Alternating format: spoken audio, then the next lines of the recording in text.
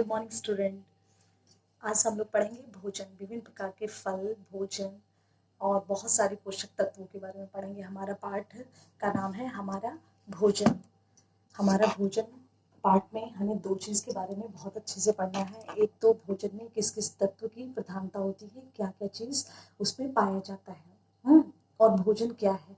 भोजन हमारे शरीर को वृद्धि करने के लिए और स्वस्थ रखने के लिए जिन जिन पोषक तत्वों की ज़रूरत होता है वही भोजन है। अब भोजन को कितने भागों में बांटा गया है, क्या क्या चीज़ उसमें पाया जाता है, इन सब चीज़ के बारे में आज हम लोग डिटेल में पढ़ेंगे। तो भोजन में क्या होता है? भोजन में कार्बोहाइड्रेट होता है, प्रोटीन होता है, वसा होता है, विटामिन होता है, खनिज पदार्थ होता है और पानी होता है। ये छः भागों में इनको बांटा गया है। भोजन का वर्गीकरण 6 तरीकों से किया गया है।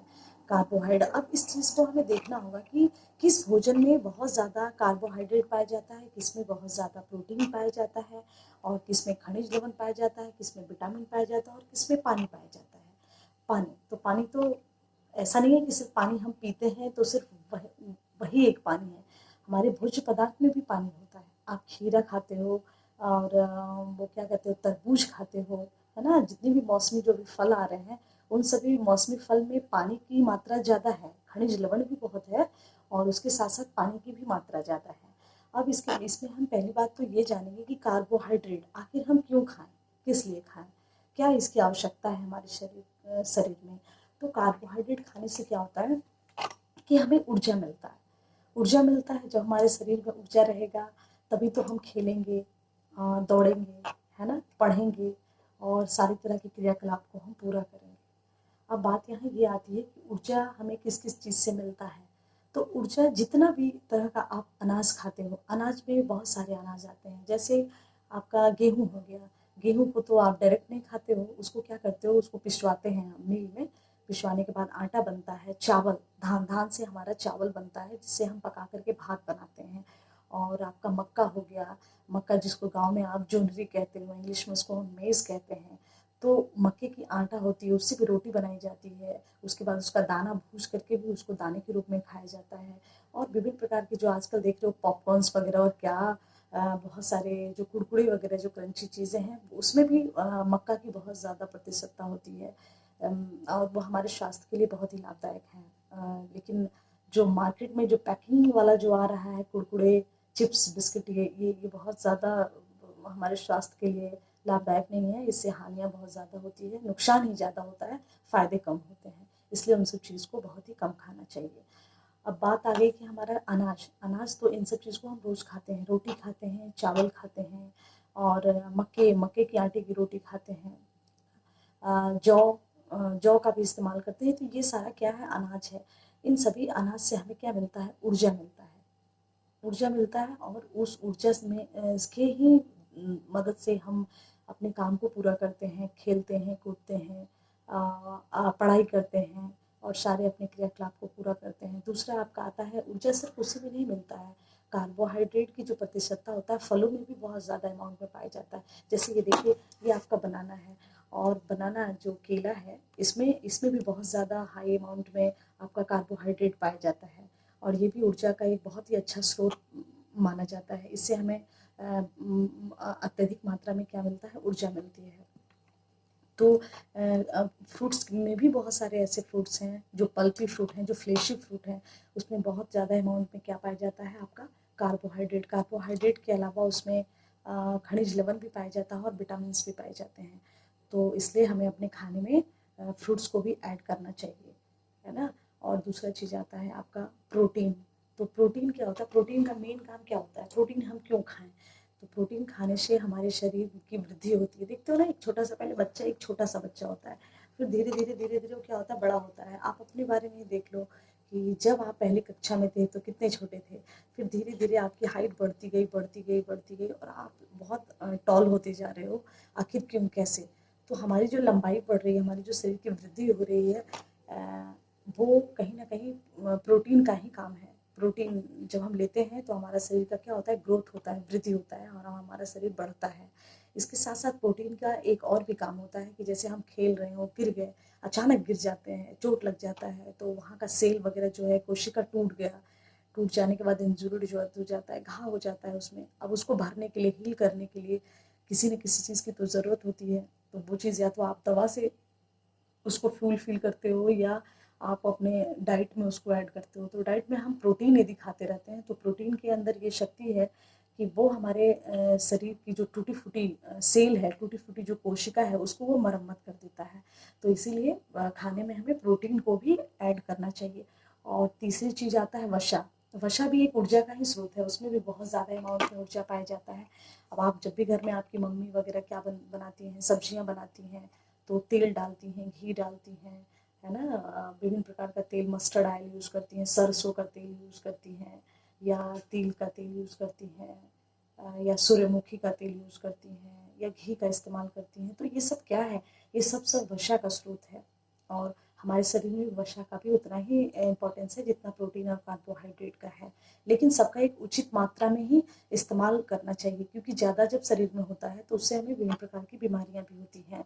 इसीलिए उसका ज़्यादा अमाउंट में इस्तेमाल नहीं करना चाहिए। तो वसा से कार्बोहाइड्रेट से ज़्यादा हमें ऊर्जा मिलती है। कार्बोहाइड्रेट से हमें ज़्यादा ऊर्जा मिलती है, फिर भी हम क्या करते हैं कि उसको एक उचित अमाउंट में ही खाते हैं जितनी ज़रूरत होती है, क्योंकि उसको पचाना बहुत ही मुश्किल होता है। कार्बोहाइड्रेट जैसे कि अनाज जो है आपका, चावल, रोटी, इन सबको पचाना बहुत ही आसान है इन कंपेरिजन टू वसा। जैसे फैट को पचाना मुश्किल होता है। फैट को पचाने में ज़्यादा से ज़्यादा हमारे शरीर को एफर्ट करना पड़ता है, ज़्यादा से ज़्यादा उस पर काम करना पड़ता है। इसीलिए उसकी जितनी अमाउंट की ज़रूरत हो हमारे शरीर में उतना ही खाना चाहिए, उससे ज़्यादा उसका इस्तेमाल नहीं करना चाहिए। तो वसा यदि आपको चाहिए तो वसा को अपने शरीर में वसा के पोषक तत्व को पूरा करने के लिए आपको घी खाना चाहिए, तेल खाना चाहिए, विभिन्न प्रकार के जो तेल हैं, शुद्ध तेल, उन सब चीज़ का इस्तेमाल करना चाहिए। अंडा में भी फैट पाया जाता है, मांस वगैरह जो यूज़ करते हो आप, मछली भी यूज़ करते हो, उसमें भी होता है, लेकिन ज़्यादा अमाउंट में नहीं। मछली में ज़्यादा अमाउंट में प्रोटीन पाया जाता है, उसमें ज़्यादा प्रोटीन पाया जाता है, और विटामिन ए भी पाया जाता है जो हमारे आँख के लिए बहुत ही फ़ायदेमंद होता है। इसीलिए जब बच्चे छोटे होते हैं तो उनको विटामिन ए सॉल्यूशन का ड्रॉप वगैरह दिया जाता है। उन बच्चों को जब भी आप जाते हो, पल्स पोलियो वगैरह पीने जाते होगे, छोटे रहते होगे, तो वहाँ की जो एएनएम होती हैं वो देती थी विटामिन ए सॉल्यूशन, क्योंकि वो एक तरह का मछली का तेल है, और उस मछली के तेल में हाई अमाउंट में प्रोटीन पाया जाता है, जो बच्चों के शरीर के विकास के लिए, उसके वृद्धि के लिए बहुत ही अच्छा स्रोत माना जाता है। उसके बाद आपका ये कार्बोहाइड्रेट हो गया, प्रोटीन हो गया, वसा हो गया। और वसा आपका दूध में भी पाया जाता है। दूध में जो मलाई देखते हो ना, मम्मी जब दूध गर्म करती है तो उसमें जो मलाई पड़ता है वो क्या है, उस मलाई में बहुत ज़्यादा वसा है, फैट है, और उसी उसी फैट का उपयोग करके घी बनाया जाता है, और मलाई बनाई जाती है, चीज़ बनाई जाती है, और सब में फैट होता है, सभी में वो हाई अमाउंट में फैट पाया जाता है। और इसका मेन काम क्या होता है हमारे शरीर में, कि ये हमारे शरीर में इकट्ठा होता जाता है, और एक लेयर बनाता है, एक परत बनाता है, और वो परत क्या, किस चीज़ का काम करता है, इंसुलेटर का काम करता है। इंसुलेटर मतलब समझते हो, जैसे कि कंबल ओढ़ते हो ना, तो कंबल जब ओढ़ लेते हो तो ठंड कम लगती है कम ना। उसी तरह से जब हमारे शरीर में जब वसा का एक परत जब जम जाता है तो हमें ठंड में कम ठंड लगता है ना। थर्मो इंसुलेटर का काम करता है, वो हमारे शरीर की गर्मी को अंदर ही रखता है, तापमान को बनाए रखता है, हमें ज़्यादा ठंड नहीं लगती है। इसीलिए वसा की भी ज़रूरत है हमारे शरीर में। वसा को भी अपने खाने में, अपने भोज्य पदार्थ के साथ साथ उसका भी इस्तेमाल करना चाहिए, और उसको भी खाना चाहिए। उसके बाद आता है आपका खनिज पदार्थ। खनिज पदार्थ में क्या होता है कि जितने भी हम सब्जियां खाते हैं, फल खाते हैं, उसमें बहुत ज़्यादा अमाउंट में खनिज पदार्थ, खनिज लवण पाया जाता है, मिनरल्स पाया जाता है, और वो हमारे शरीर को स्वस्थ रखने के लिए, निरोग रखने के लिए उसकी ज़रूरत होती है। जैसे कि आप केला खाते हो तो केला में कार्बोहाइड्रेट के साथ साथ मिनरल्स में पाया जाता है। ये एप्पल से, आपका एप्पल में भी क्या होता है कि बहुत सारा फ्लैश है, फ्लैश में भी आपका विटामिन्स भी है, उसके साथ साथ कार्बोहाइड्रेट है, कार्बोहाइड्रेट के साथ साथ आपका खनिज लवण भी है। और एक एक प्रकार का इसमें पता है, सेब एक ऐसा फ्रूट है, एप्पल से एक ऐसा फ्रूट है कि इसमें एंटीऑक्सीडेंट भी पाया जाता है, जो हमें रोग प्रतिरोधक क्षमता को बढ़ाता है, जैसे हमें निरोग रखता है, किसी भी बीमारी से लड़ने में हमें मदद करता है, और हमें बीमारियां इससे कम होती है। इसलिए फ्रूट्स में सेब एक अच्छा फल माना जाता है। उसके बाद आपका ये क्या है, ये आपका क्या है, ग्रेप्स है। तो ये ग्रेप्स जो है, ग्रेप्स जिसको आप अंगूर कहते हो, है ना, इसमें भी हाई अमाउंट में मिनरल्स पाया जाता है और ग्लूकोज भी पाया जाता है। ग्लूकोज यानी फ्रक्टोज पाया जाता है इसमें, है ना, जिसको हम फ्रूट शुगर कहते हैं। और इसको खाने के बाद क्या होता है, हमें इंस्टेंट एनर्जी मिलता है, हमें ऊर्जा मिलता है, ऊर्जा भी मिलता है, इसके साथ साथ इसमें विटामिन भी मिलता है और खनिज लवण भी मिलता है। तो हमें फ्रूट्स भी खाना चाहिए। और ये आपका क्या है, अभी मौसम आप देख रहे हो कि गांव वगैरह में बहुत ज़्यादा खीरा हो रहा है, हमारे गांव में भी मार्केट में भी खीरा मिल रहा है, क्योंकि ये एक सीजनल अभी फल है और इसे खाना चाहिए ज़्यादा से ज़्यादा अमाउंट में। यदि आपको मिलता है तो आप इसको ज़रूर इस्तेमाल करें, क्योंकि गर्मियों में हमारे शरीर में क्या होता है ना, पानी की कमी हो जाती है। इस पानी की कमी को पूरा करने के लिए खनिज लवण भी हमारे शरीर में बहुत ज़्यादा कमी हो जाता है डिहाइड्रेट होने की वजह से। तो इसको खीरा का इस्तेमाल करना चाहिए। खीरा में बहुत ज़्यादा मात्रा में खनिज लवण पाया जाता है। और ये आपका टमाटर है, टमाटर भी क्या होता है, टमाटर जिसको टोमेटो बोलते हो, ये रेड कलर दिख रहा है, इसका मतलब इसमें क्या है, एक ऐसा वर्णक पाया जाता है। मैं पढ़ाई थी आपको फोटोसिंथेसिस में वर्णक, तो ग्रीन प्लांट में ग्रीन वर्णक पाया जाता है, हरित उसमें ग्रीन कलर का उसमें पिगमेंट्स पाया जाता है, क्लोरोफिल जिसको कहते हैं। इसमें भी एक पिगमेंट पाया जाता है, इसका नाम है लाइकोपेन, और इसी वजह से ये रेड कलर होता है। और पता है ये इसकी अच्छी बात क्या है, ये भी एक एंटीऑक्सीडेंट का काम करता है। इसको जो ज़्यादा लोग खाएंगे वो बीमार कम पड़ते हैं, ये क्योंकि एंटीऑक्सीडेंट है। इसको खाने के बाद बीमारियां को ये रोकता है, बीमार होने से हमें बचाता है, हमारे शरीर को स्वस्थ रखता है, निरोग रखता है ना।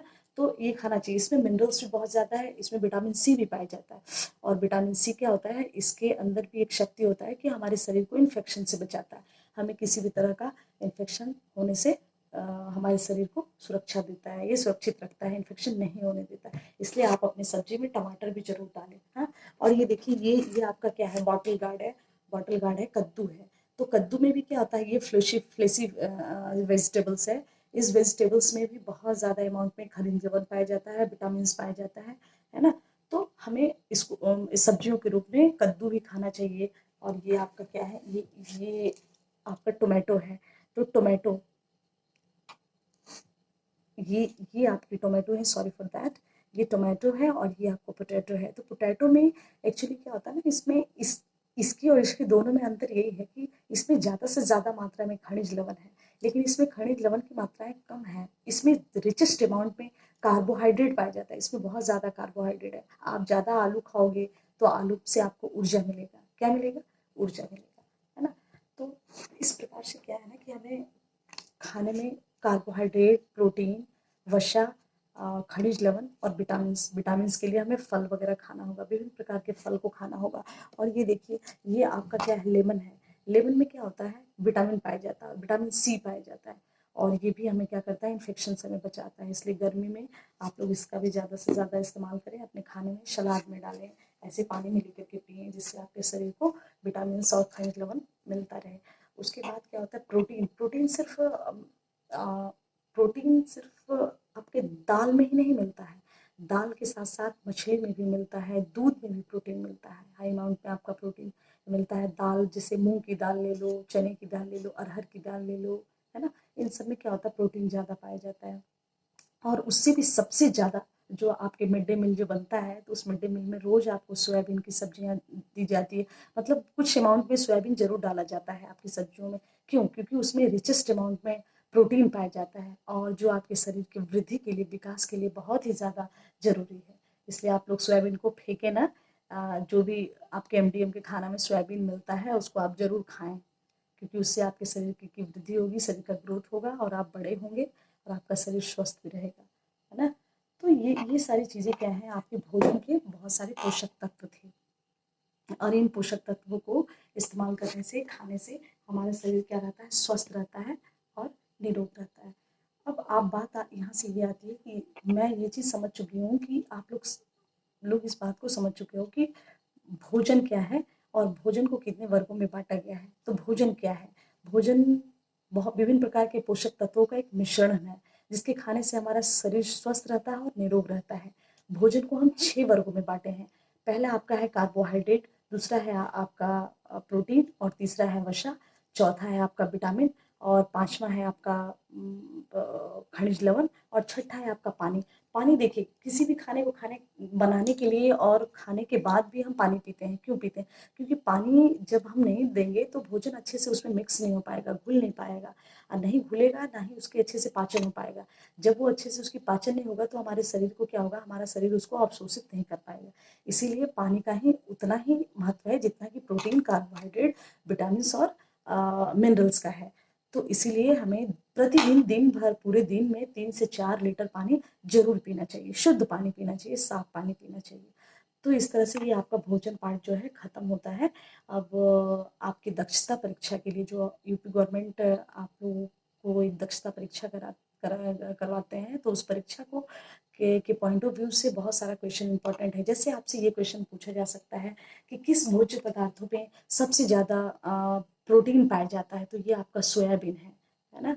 उसके बाद कौन सा ऐसा भोज्य पदार्थ है जिसको हम संतुलित आहार के रूप में लेते हैं, तो ये आपका दूध है। दूध ही एक ऐसा भोज्य पदार्थ है जिसमें सारी चीज़ें उसमें समाविष्ट है। उसमें प्रोटीन भी है, कार्बोहाइड्रेट भी है, लिपिड भी है, लिपिड यानी वसा जिसको कहते हो, फैट कहते हो, फैट भी है, और विटामिन भी है, मिनरल्स भी है, सभी चीज़ उसमें है। इसीलिए उसको हम, दूध को हम संतुलित आहार कहते हैं। और तीसरा प्रश्न आपका इस पे ये आता है कि प्रोटीन का क्या काम है। तो प्रोटीन का काम क्या है, वो आपके शरीर को वृद्धि में मदद करता है। उसके बाद टूटी फूटी जो कोशिका है उसको मरम्मत करने में वो मदद करता है। और कार्बोहाइड्रेट का क्या काम है, तो कार्बोहाइड्रेट का काम क्या है कि वो आपके शरीर को ऊर्जा देता है, ऊर्जा प्रदान करता है, और उसी ऊर्जा की मदद से आप खेलते हैं, पढ़ते हैं, आप अपना सारा क्रियाकलाप पूरा करते हैं। उसके बाद वसा हो गया। वसा किस किस चीज़ों में पाया जाता है, तो विभिन्न प्रकार के जो तेल हैं, घी हैं, उसके बाद मांस है, उन सब में वसा पाया जाता है। और खनिज लवण विभिन्न प्रकार की जो पत्तेदार सब्जियां हैं, हरी सब्जियां हैं और फल हैं, इन सब में खनिज लवण पाया जाता है, और विटामिन भी पाया जाता है। तो इस तरह से आपके प्रश्न पूछे जाते हैं। वन वर्ड एक नंबर का क्वेश्चन होता है, मल्टीपल चॉइस क्वेश्चन होता है। उसको आपको क्या होता है, टिक करना होता है कि कौन सा इसमें सही है, कौन सा इसमें गलत है। तो इस प्रकार से आप वीडियो को देखिए, वॉच कीजिए। वॉच करने के बाद उसको समझने की कोशिश कीजिए, और सारे प्रश्नों को भी समझिए, और उसको याद करने की कोशिश कीजिए। और इस तरह से आपका ये हमारा भोजन पाठ खत्म होता है, और मैं इसका नोट्स आपको आपके व्हाट्सएप पे मैं दे दूँगी। ठीक है, थैंक यू।